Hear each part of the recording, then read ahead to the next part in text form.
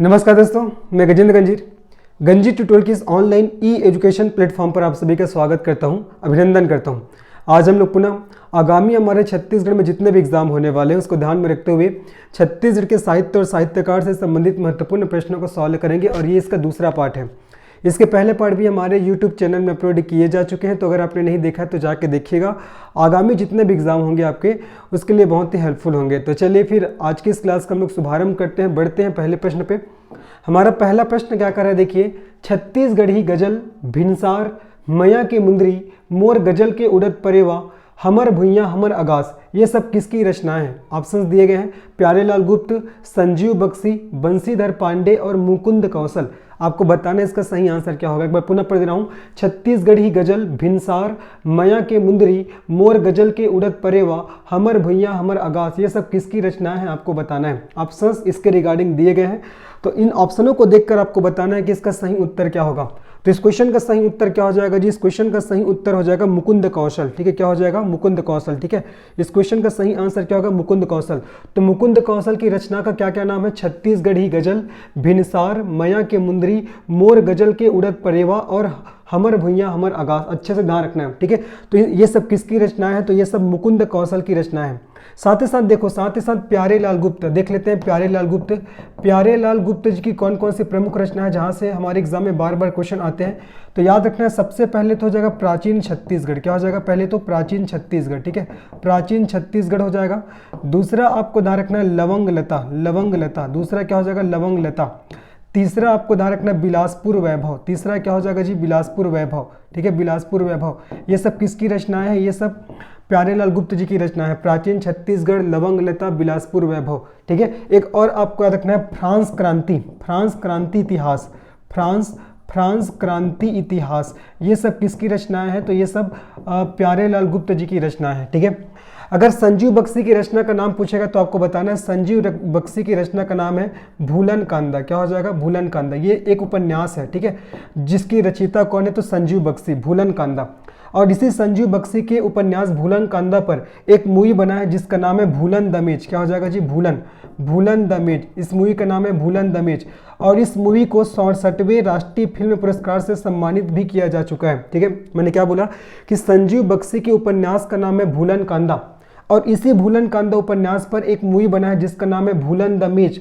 और इस movie Bhulan the मेज को 67वें राष्ट्रीय फिल्म पुरस्कार से भी सम्मानित किया जा चुका है। सभी बातों को अच्छे से याद रखना है, ठीक है। बंशीधर पांडे के बारे में ध्यान रखना है कि बंशीधर पांडे को हमारे छत्तीसगढ़ के प्रथम कहानीकार के नाम से जानते हैं। किस नाम से जानते हैं? प्रथम कहानीकार। ठीक है, ये हमारे छत्तीसगढ़ के प्रथम कहानीकार है और इसकी रचना का नाम है क्या हो जाएगा? हीरू के कहनी। क्या हो जाएगा? हीरू के कहनी। सभी चीजों को आपको याद रखना है। इसकी रचना का नाम क्या हो जाएगा जी? हीरू के कहनी हो जाएगा। ठीक है, तो क्वेश्चन क्या था कि छत्तीसगढ़ी गजल भिनसार मया के मुंदरी मोर गजल की उड़द परेवा हमर भुइयां हमर आगास, ये सब किसकी रचनाएं हैं?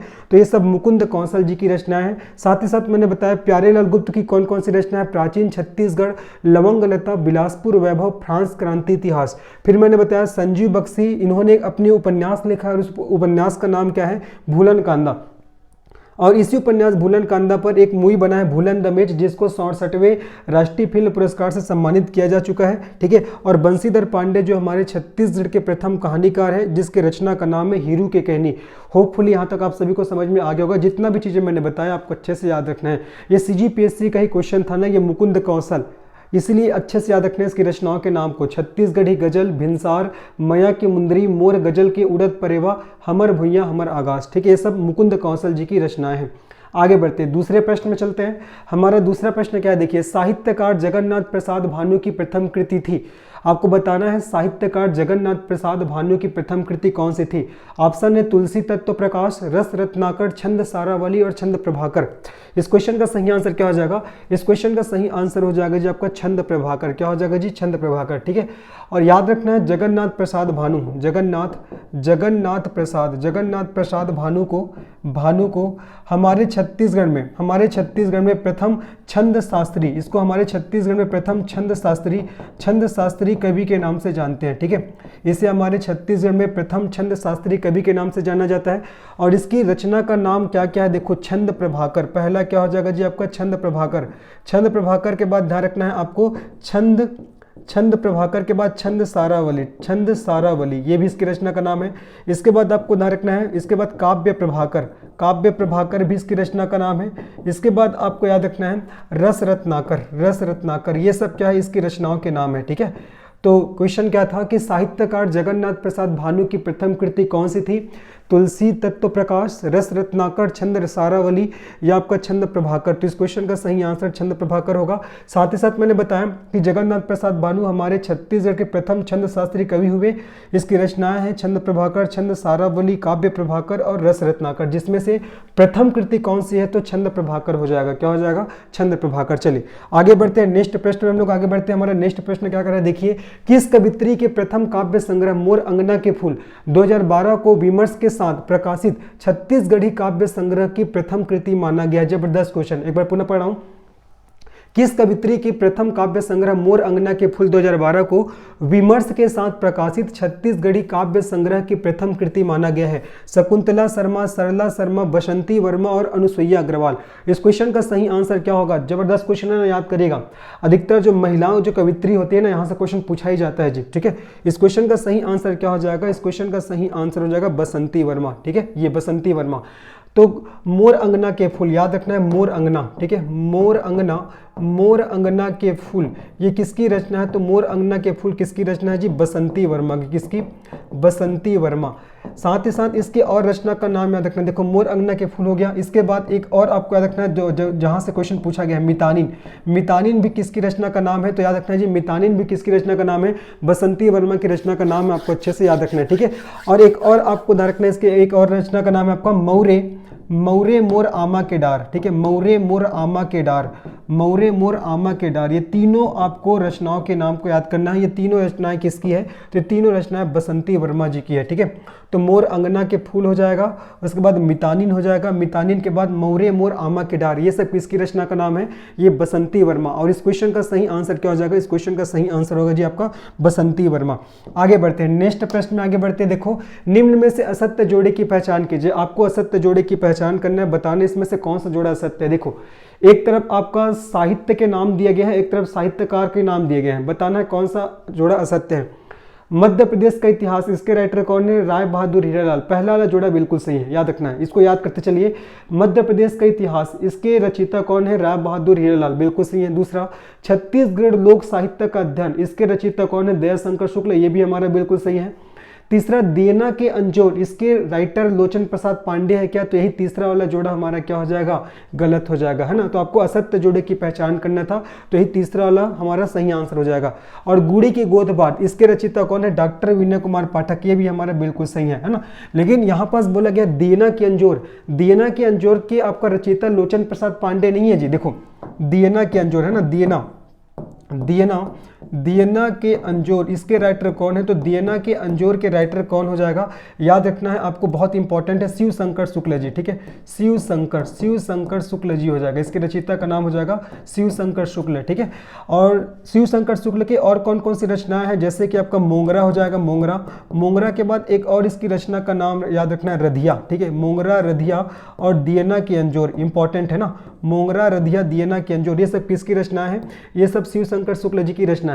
और शिव शंकर शुक्ल को हमारे छत्तीसगढ़ के प्रथम उपन्यासकार, छत्तीसगढ़ के प्रथम उपन्यासकार, प्रथम हमारे छत्तीसगढ़ के प्रथम उपन्यासकार के नाम से भी जाना जाता है, ठीक है, प्रथम उपन्यासकार के नाम से भी जाना जाता है, ये आपको ध्यान रखना है। जबकि लोचन प्रसाद पांडे, जबकि याद रखना है लोचन प्रसाद पांडे, ठीक है, जबकि लोचन प्रसाद पांडे जी के बारे में क्या ध्यान रखना है कि लोचन प्रसाद पांडे को हमारे छत्तीसगढ़ के प्रथम नाटककार, ठीक है, प्रथम नाटककार के नाम से जाना जाता है। और इसके नाटक का नाम क्या हो जाएगा जी? कलिकाल हो जाएगा, याद रखना है, कलिकाल, ठीक है, ये याद हो गया। लोचन प्रसाद पांडे को छत्तीसगढ़ के प्रथम नाटककार बोलते हैं, बंशीधर पांडे को प्रथम कहानीकार बोलते हैं, शिव शंकर शुक्ल जी को प्रथम उपन्यासकार बोला जाता है, और प्रथम छंद शास्त्री बोलते हैं जगन्नाथ प्रसाद भानु को भी हमने एक क्वेश्चन सॉल्व किया था। और छायावादी प्रवर्तक कभी पूछेगा तो मुकुटधर पांडे बताना है, ठीक है, ये सभी चीज़ों को आपको ध्यान रखना है। चलो, तो इसमें से आपको असत्य कथन की पहचान करना था। तो देना की अंजोर है, इसके आपका राइटर लोचन प्रसाद पांडे नहीं है, कौन है आपका? शिव शंकर शुक्ल जी है। कौन है जी आपका? शिव शंकर शुक्ल जी है। जबकि यहाँ पास क्या दिया गया है? यहाँ पास दिया गया है लोचन प्रसाद पांडे, तो ये गलत हो जाएगा। बाकी सभी सही है ना। देखो, मध्य प्रदेश का इतिहास राय बहादुर हीरालाल है, छत्तीसगढ़ लोक साहित्य का अध्ययन दयाशंकर शुक्ल सही है, बाकी गुड़ी की गोद बाट, ये भी कई बार पूछा गया क्वेश्चन, ये भी आपका बिल्कुल सही है, चौथा ला। बाकी तीसरा बस आपका क्या हो जाएगा, आपका गलत हो जाएगा। ठीक है, चलो आगे बढ़ते हैं, आगे बढ़ते हैं, नेक्स्ट प्रश्न में चलते हैं। हमारा नेक्स्ट प्रश्न क्या कर रहे हैं, देखिए, छत्तीसगढ़ परिचय पुस्तक के लेखक कौन है? छत्तीसगढ़ परिचय पुस्तक के लेखक कौन है बताना है। ऑप्शन है पदुमलाल पुन्नालाल बख्शी, उसके बाद है गजानन माधव मुक्तिबोध, उसके बाद है बलदेव प्रसाद मिश्र, उसके बाद हो जाएगा आपका प्यारेलाल गुप्त। बताना है छत्तीसगढ़ परिचय पुस्तक के लेखक कौन है। इस क्वेश्चन का सही आंसर क्या हो जाएगा, इस क्वेश्चन का सही आंसर हो जाएगा जी आपका बलदेव प्रसाद मिश्र। क्या हो जाएगा, बलदेव प्रसाद मिश्र। ठीक है, तो बलदेव प्रसाद मिश्र जी की रचना का नाम क्या है आपका, छत्तीसगढ़ परिचय। क्या हो जाएगा, छत्तीसगढ़ परिचय। बाकी देखो, बाकी आपका गजानन माधव मुक्तिबोध, इसकी रचना का नाम मैं बता दे रहा हूँ, चांद का मुंह टेढ़ा है। क्या हो जाएगा, चांद का मुंह, चांद का मुंह टेढ़ा है, चांद का मुंह टेढ़ा है, ये हो जाएगा पहला रचना। दूसरा इसकी रचना आपका साहित्य एक डायरी, साहित्य एक डायरी, साहित्य एक डायरी। और तीसरा हो जाएगा कामायनी एक पुनर्विचार। ठीक है, कामायनी, कामायनी, कामायनी एक पुनर्विचार, कामायनी एक पुनर्विचार हो जाएगा। ठीक है, पुनर्विचार। और एक और आपको ध्यान रखना है, अंधेरे में ब्रह्म राक्षस, अंधेरे में, अंधेरे में ब्रह्म राक्षस, ब्रह्म राक्षस। ये सब किसकी रचनाओं के नाम है, ये सब आपका गजानन माधव मुक्तिबोध की रचनाओं का नाम है, जिसे हमारे छत्तीसगढ़ के नीलकंठ के नाम से जानते हैं। किसको, गजानन माधव मुक्तिबोध। ये भी क्वेश्चन कई बार पूछा गया ना, गजानन माधव मुक्तिबोध जी को हमारे छत्तीसगढ़ के नीलकंठ के नाम से जानते हैं, जिसकी रचना का नाम हो जाएगा चांद का मुंह टेढ़ा है, साहित्य एक डायरी, कामायनी एक पुनर्विचार और अंधेरे में ब्रह्म राक्षस। ठीक है, ये सब। उसके बाद देखो, प्यारेलाल गुप्त के बारे में अभी जस्ट मैंने बताया था, प्यारेलाल गुप्त की रचना का नाम क्या क्या है आपका, प्राचीन छत्तीसगढ़ बताया था, प्राचीन छत्तीसगढ़ हो जाएगा। उसके बाद मैंने बताया था लवंग लता, लवंग लता हो जाएगा। लवंग लता के बाद मैंने बताया था बिलासपुर वैभव। ठीक है, बिलासपुर वैभव, बिलासपुर वैभव। और मैंने बताया था फ्रांस क्रांति का इतिहास। तो ये सब आपका प्यारेलाल गुप्त जी की रचना है। पदुमलाल पुन्नालाल बख्शी के बारे में ध्यान रखना, ये राजनांदगांव के निवासी थे और इन्होंने एक महत्वपूर्ण अपनी रचना लिखा है, जिसका नाम है क्या लिखूं। ये भी क्वेश्चन पूछा गया कि क्या लिखूं किसकी रचना है, तो क्या लिखूं किसकी रचना है, आपका पदुमलाल पुन्नालाल बख्शी जी का। ठीक है, तो इन सभी बातों को आपको ध्यान रखना है। लेकिन क्वेश्चन क्या था कि छत्तीसगढ़ परिचय पुस्तक के लेखक कौन है, तो छत्तीसगढ़ परिचय पुस्तक के लेखक कौन है, तो बलदेव प्रसाद मिश्र याद रखना है। साथ ही साथ बलदेव प्रसाद मिश्र की एक और रचना का नाम याद रखना है, बलदेव प्रसाद मिश्र की रचना का नाम साकेत संत भी है। क्या है आपका, साकेत संत। ठीक है, साकेत संत है। और दूसरा हो जाएगा, दूसरा आपका छत्तीसगढ़ परिचय। ठीक है, छत्तीसगढ़ परिचय, दोनों बहुत इंपॉर्टेंट बुक है इसका। ठीक है, साकेत संत और छत्तीसगढ़ परिचय, यहाँ से बार बार एग्जाम में क्वेश्चंस बनते ही है। ठीक है, साकेत संत और छत्तीसगढ़ परिचय। चलो, जितना भी चीजें मैंने आप लोग को बताया, इसको अच्छे से आपको याद करना है। आगे बढ़ते हैं जी, चलो नेक्स्ट प्रश्न में चलते हैं। हमारा नेक्स्ट प्रश्न क्या है, देखते हैं। चांद का मुंह टेढ़ा है, अभी जस्ट मैंने बताया चांद का मुंह टेढ़ा है, किसका रचना का नाम है। ऑप्शंस दिए गए, देखो आपका पदुमलाल पुन्नालाल बख्शी, बबन प्रसाद मिश्र, लतीफ गोंगी और गजानन माधव मुक्तिबोध। तो चांद का मुंह टेढ़ा है, इसके लेखक कौन हो जाएगा, इसका लेखक हो जाएगा जब आपको गजानन माधव मुक्तिबोध। ठीक है, और गजानन माधव मुक्तिबोध को और किस नाम से जानते हैं, इसे हमारे छत्तीसगढ़ के नीलकंठ के नाम से जानते हैं, हमारे छत्तीसगढ़ के नीलकंठ के नाम से जानते हैं। और गजानन माधव मुक्तिबोध की रचना भी जस्ट मैंने बताया था। सबसे पहले देख लो, चांद का मुंह टेढ़ा है। ठीक है, पहला चांद का मुंह टेढ़ा है, चांद का मुंह आपका टेढ़ा है, ये पहला बुक। दूसरा आपको ध्यान रखना है कामायनी, कामायनी एक पुनर्विचार, कामायनी, कामायनी एक पुनर्विचार। पुनः लिख रहा हूँ ना जी, अभी जस्ट मैंने लिखा था ताकि और याद हो जाए अच्छे से। और तीसरा हो जाएगा आपका साहित्य एक डायरी, तीसरा क्या हो जाएगा, साहित्य, साहित्य एक डायरी। और चौथा आपको और याद रखना है अंधेरे में ब्रह्म राक्षस, चौथा क्या हो जाएगा, अंधेरे में, अंधेरे में ब्रह्म राक्षस। ये सब किसकी रचना है, ये सब आपका गजानन माधव मुक्तिबोध जी की रचना है। ठीक है, तो चांद का मुंह टेढ़ा है, इसके राइटर कौन है, तो गजानन माधव मुक्तिबोध हो जाएगा, याद रखना है। उसके बाद देखिए, धमनी हाट किस कवि की रचना, जबरदस्त क्वेश्चन जी, कई बार पूछा गया ना। धमनी हाट किस कवि की रचना, आपको बताना है। ऑप्शंस दिए गए हैं, डॉक्टर खूबचंद बघेल, विनय कुमार पाठक, मुकुटधर पांडे और द्वारिका प्रसाद तिवारी विप्र। ठीक है, तो धमनी हाट ये किस कवि की रचना है, तो इस क्वेश्चन का सही आंसर हो जाएगा आपका, इसका आंसर हो जाएगा आपका द्वारिका प्रसाद तिवारी। क्या हो जाएगा आपका, द्वारिका प्रसाद तिवारी। ठीक है, ये द्वारिका प्रसाद तिवारी, इसकी रचना का नाम क्या आपका, धमनी हाट। ठीक है, साथ ही साथ इसके और प्रमुख रचना क्या आपका, देखो राम और केवट संवाद, राम और केवट संवाद, ये भी किसकी रचना का नाम है, ये भी आपका द्वारिका प्रसाद तिवारी। जो बार बार पूछा जाता है, देखो राम और केवट संवाद हो जाएगा। उसके साथ साथ और याद रखना है गोस्वामी तुलसीदास, इसके रचना का नाम है ना गोस्वामी तुलसीदास, गोस्वामी तुलसीदास, इसके रचना ही का नाम है, रचना का याद रखना। ठीक है, ये तो क्या क्या देखो, आपका धमनी हाट हो जाएगा, राम और केवट संवाद हो जाएगा, और तीसरा मैंने बता दिया कि आपका गोस्वामी तुलसीदास। ये सब किसकी रचना है जी? ये सब हो जाएगा किसका? आपका याद रखना है द्वारिका प्रसाद तिवारी जी की रचना हो जाएगा, बहुत इंपॉर्टेंट है, ठीक है। साथ ही साथ एक और क्वेश्चन पूछा गया था आपका, एक और सुराज गीत, सुराज गीत और डबकत गीत, है ना, याद रखना इसके रचना का, और आपको नाम याद रखना है सुराज गीत। क्या हो जाएगा जी आपका? सुराज गीत। सुराज गीत के बाद और आपको याद रखना है डबकत गीत, ठीक है, डबकत, डबकत गीत, सुराज गीत और डबकत गीत, ये भी किसकी रचना का नाम है? द्वारिका प्रसाद तिवारी विप्र जी की, है ना। तो क्या क्या बता दिया? धमनी हाट हो गया, राम और केवट संवाद हो गया, गोस्वामी तुलसीदास, सुराज गीत, डबकत गीत, ये सब की प्रमुख, मतलब ये सब इनकी प्रमुख रचना है। किसकी प्रमुख रचना है? तो आपका याद रखना है द्वारिका प्रसाद तिवारी विप्र जी की, ठीक है। आगे बढ़ते हैं। जितना मैं बता रहा हूँ ना अच्छे से इसको याद करिए, क्योंकि बार बार ये सब आपके एग्जाम में पूछे गए जी क्वेश्चन। आगे बढ़ते हैं, नेक्स्ट क्वेश्चन में चलते हैं।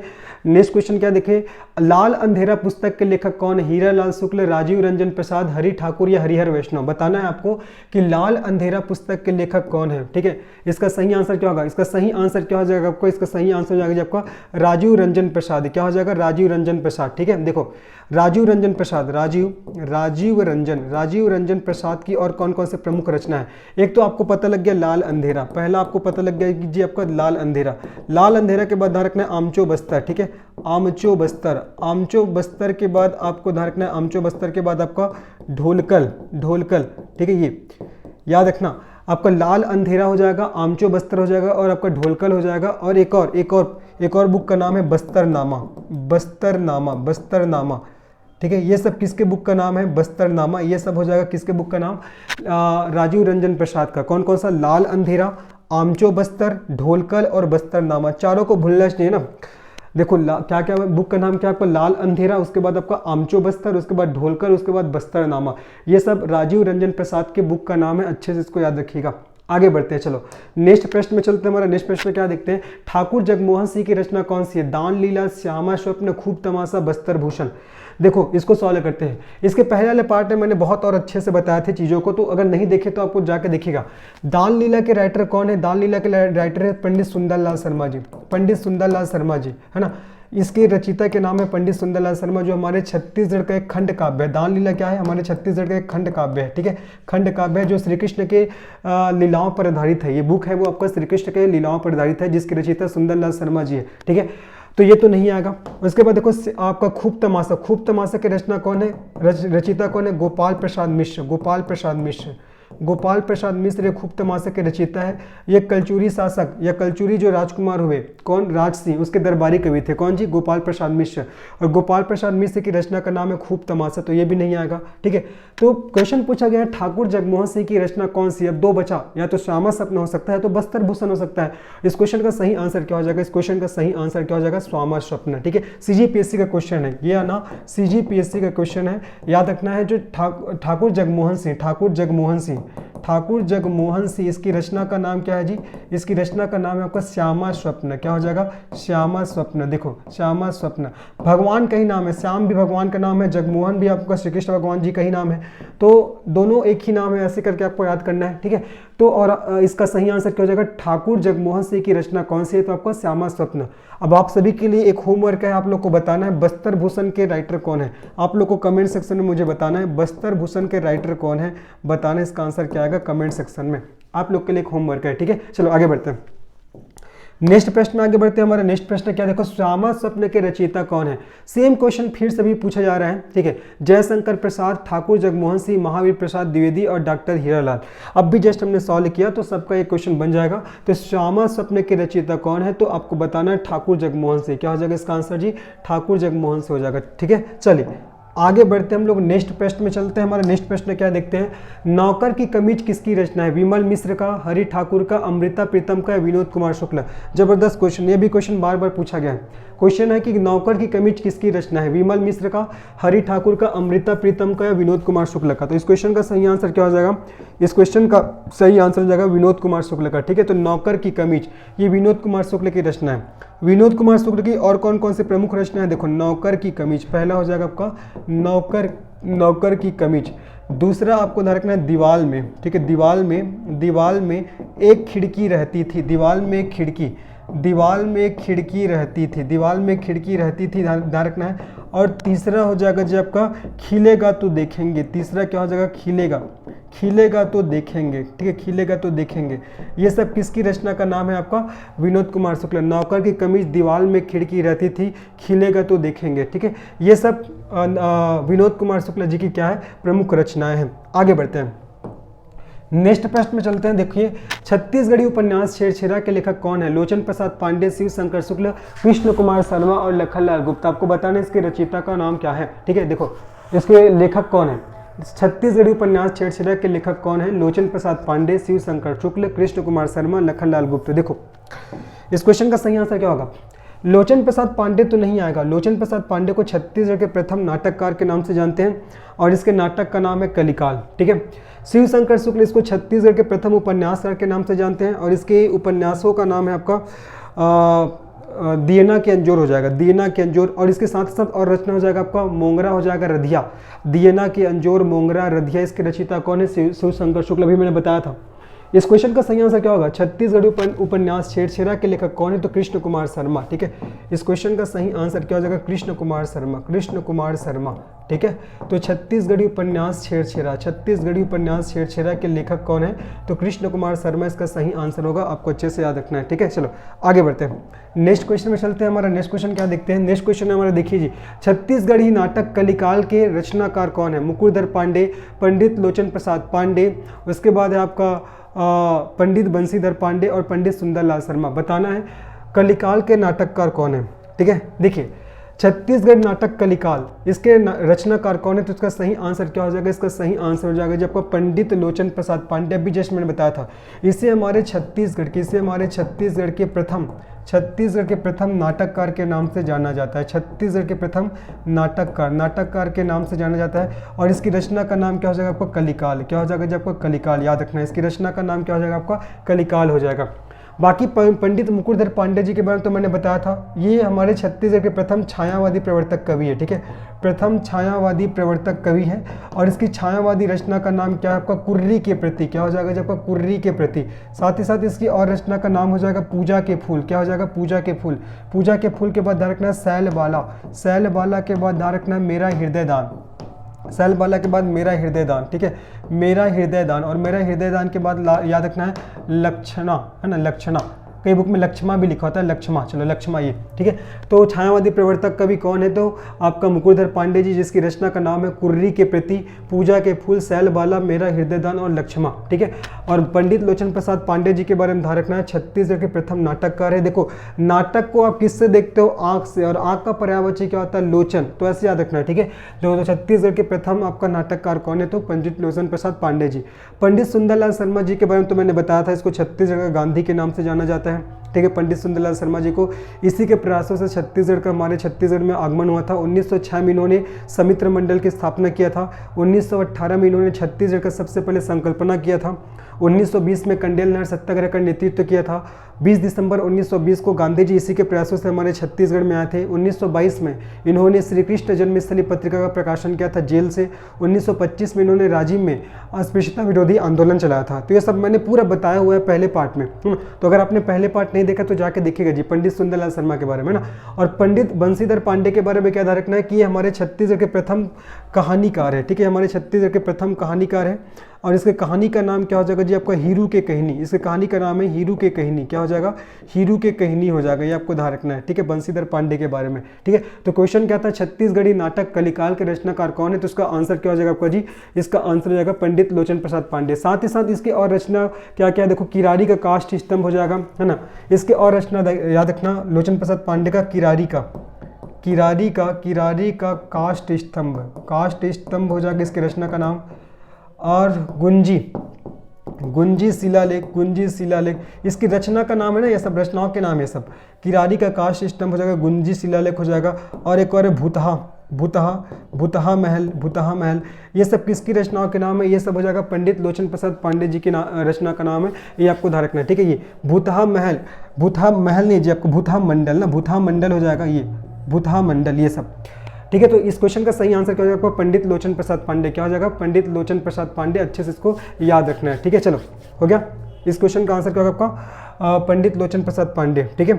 एक और मुझे रचना याद आ रहा है, कुसुम माला, ठीक है, कुसुम माला, कुसुम माला, और आपको याद रखना है नीति माला, कुसुम माला, नीति माला। ये सब किसकी रचनाओं का नाम है? ये सब आपका लोचन प्रसाद पांडे जी की रचनाओं का नाम है, ठीक है।